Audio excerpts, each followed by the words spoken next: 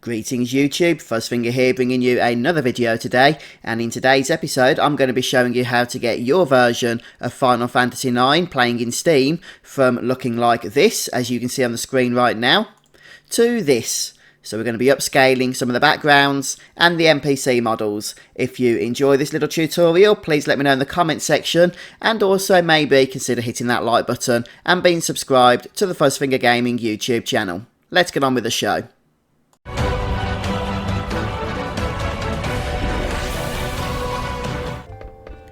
Okay folks, so as I briefly just run around and show you some of the new upscaling features of the mods I'm about to teach you how to install, which is a very simple process by the way, I'm also just going to remind you that I have a Final Fantasy IX walkthrough available on my YouTube channel where I've played through the entire game, showing you how to access all of the story as well as complete all of the optional side quest content and bosses as well. So if you're looking into completing the game in its entirety, then please do go ahead and check out the link in my video description for the Final Fantasy IX complete walkthrough I've made, and I've also done walkthroughs for other Final Fantasy games as well. And on top of that, if you're into Final Fantasy VIII, then I've also uploaded a similar tutorial on how to upscale the Steam version of that game, and you can also find that in the video description.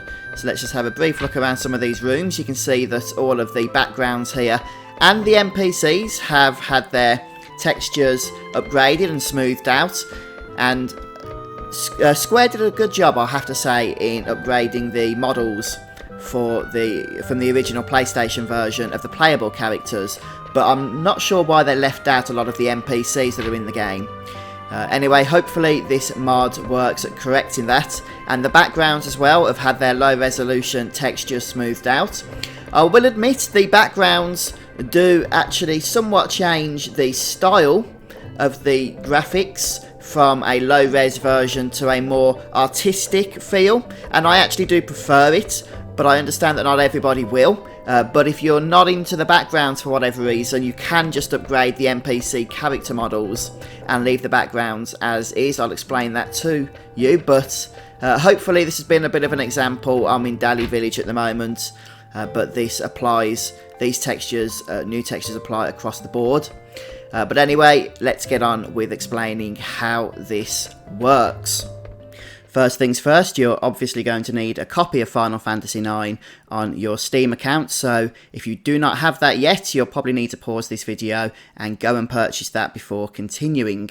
Once that's done, I've put some links in the video description to where it is you can download the mods themselves. There's a few downloads, nothing all that intensive, but they do add up to a couple of gig in total, so if you've got rubbish internet, that is something to be aware of.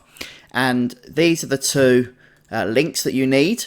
Both link to the Steam forums, the discussion forums, and the mods are made available to us by a Steam user named Fragoso. I apologise, Fragoso or Fragoso, if I'm mispronouncing your Steam username there, but obviously it's important to give credit, and if you are grateful for receiving these mods, if you go ahead and use them, then, you know, do drop a thank you in the Steam discussion here, so that Fragoso knows that people are appreciating his efforts.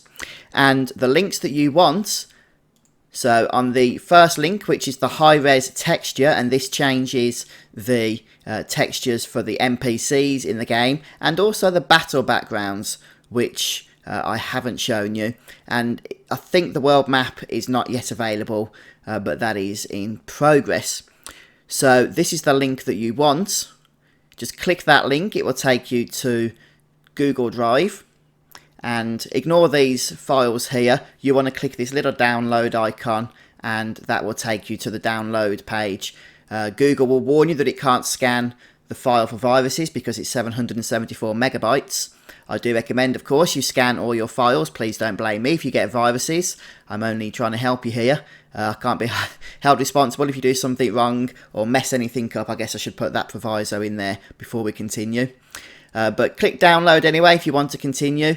That will download the file for you, and then we can close this new window that has opened for us. And once we've done that, we can go on to the other link, which will also be in the video description, and this is for the background well, yeah, it upgrades the backgrounds that we saw in the video, as well as all the other backgrounds in the game, from the low-res texture version to a more smoothed out and artistic style version of those same backgrounds. In my opinion, it looks very nice, but this is, once again, optional. You don't have to install this mod just because you're installing the other, or you can just install this mod and not worry about the other. But that choice is up to you, of course. I have them all installed. And the link for this one is here. There's actually two links you need to download.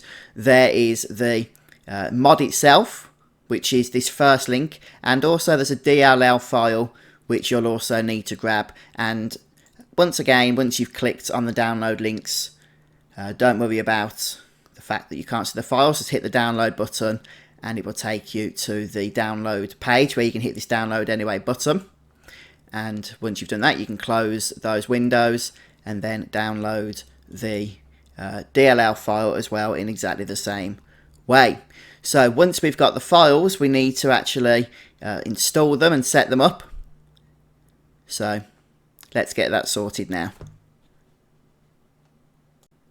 Before you can actually access the files, you'll need to unzip them, and depending on what zip program you use, you may or may not be able to access the file type. So just in case you can't unzip them for whatever reason, a program I would recommend to do the job for you is WinRAR. And you can just type RARLab or WinRAR into Google search, and the first link will take you to RARLab. And then if you just go onto the downloads menu, then you can download either the 64-bit here or the 32-bit, depending on your version of Windows. And it's only the trial version, but it will do our job for what we need today. And then once you've downloaded and installed that program, then we'll be ready to go ahead and unzip the download files that we've just went and got. Okay, so once you've downloaded all your files and extracted those files, or folders rather, then you'll have these three downloads: the Final Fantasy IX background mod version 1.1. Now that might be a different version by the time you download it, but as of today, which is the 24th of June 2017, it's version 1.1, and the NPC and battle backgrounds 1.1, and also the DLL file. Do not forget to download this if you're using the background mod, or the backgrounds, the new backgrounds just won't work. So you'll notice in the two folders that they each contain a selection of .bin files. And if we go into the NPC and Battlegrounds 1.1, you'll see that also contains some bin files as well. What we're going to do is copy these files directly into our Final Fantasy IX directory. So we're going to highlight. Well, actually, before we do that, we're going to head over to the game, to wherever your version of Final Fantasy IX is installed. It will be in your Steam folder. Now, for me, it's on the D drive, but for you, unless you've changed it, it's likely to be on the C drive, which is the default installation drive. Regardless, you're looking for the Steam folder, and then when you're in the Steam folder, you're looking for the Steam Apps folder. And then in the Steam Apps folder, you're looking for the Common folder. And this is where all your Steam games are installed. So we are looking for Final Fantasy IX, which is there. And then in the Final Fantasy IX folder, the first thing you're going to want to do is to create a backup folder. And then all the files we're going to be replacing are going to be backed up nicely. So if we ever want to go back to the old version, or the original version rather, or if we just have some issues with setting up the new files, then we can easily revert back to the originals. So in the streaming assets folder, I've created original backup folder, and I've put all the original files and the original .dll file. This is not what we've just downloaded, this is what came installed with the game by default. I've put them all in here, so that if ever I want to revert back to the original version of the game, I can literally just copy these back into their required place. So the files we're going to be copying over are whatever these are, PO data files. So I'm just going to go and show you which ones they are first. Okay, so if we head into the Final Fantasy IX folder I've created where I've put all my downloads, we're first of all going to go into the first mod, which has the background replacements for all of the pre-rendered backgrounds in the game, and you'll see this contains p0data11.bin right the way down to p0data19.bin. We're going to copy them all. We'll select the copy command, and then we'll head back to our original Final Fantasy IX folder, and in the streaming assets, so that's your Steam apps, common, Final Fantasy IX, streaming assets, we're going to literally paste these files in. It will ask you to replace. Only click replace once you've made the backup of the original file. So you want to be backing up from, just let me check this again. It's from, first of all, numbers 11 through to 19. So you want to copy those first and put those into your backup folder. And you'll also want to do the same with numbers 2 and 4, because that is what we're going to be using. If I just head back to the original or to my download folder, then we can head back to the next download and we can see 2 and 4 are also going to be copied across. Once we've copied all of those .bin files, then all of the new textures will be in the game, but we're not quite done yet. We're very close. The final thing we need to copy is assembly sharp.dll. Now, this is a replacement of the original .dll that is already included in the game for us. So once again, we need to make a backup copy of that, and I will show you where that is stored. If we go back to our Final Fantasy IX folder, we head back, and if we go into the x64, or if you're running the 32-bit version of Windows, it's x86.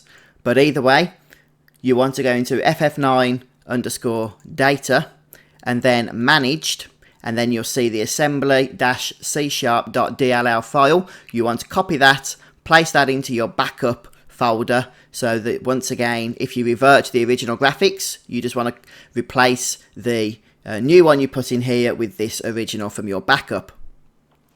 And then all you need to do is replace that DLL file with the one you've downloaded, which is here, and then you will be good to go. Once you've done that, load your game up as normal, and you'll have all those brand new lovely textures to feast your eyes upon as you play through Final Fantasy IX. Well, I hope this video has been instructive for you folks, and if it has, let me know in the comment section. Don't forget to check out my other walkthroughs, well, my other tutorial video and my walkthroughs, I should say. And if you want to see more videos like this in the future, also let me know in the comment section. Don't forget to hit that like button and be subscribed to the FuzzfingerGaming YouTube channel. Take care, folks. Bye for now.